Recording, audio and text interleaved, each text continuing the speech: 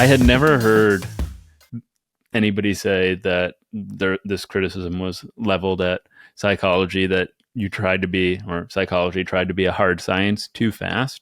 Was that also taking in mind the replication crisis? I know that the replication crisis applies to other sciences, not just psychology, but is that a factor in this criticism, or that's just something distinct? Well, I think that the criticism is more poignant now because we've seen what happened with the replication crisis, the reproducibility of psychological results. But that criticism was actually leveled in prescient ways by a few different people. Solomon Asch was a social psychologist who said this a while ago.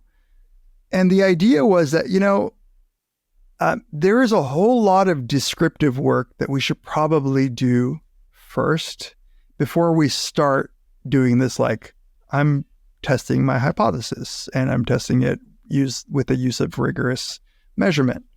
And that we went straight from barely getting psychology out of the armchair and into the world of, empirical observation, and then right to doing, quantitative statistics, pretty fancy statistics on the things that we were measuring. It does seem like we could have spent a little bit more time documenting the natural world when it comes to psychology. We've had thousands probably of years, maybe hundreds of systematic empirical observation of the natural world, where you had naturalists who were just writing down their observations in notebooks, right? Even if you look at, how we started understanding the motion of the planetary bodies, right? You had Tycho Brahe, who was just systematically documenting for so long. And then that data was used to come up with theories.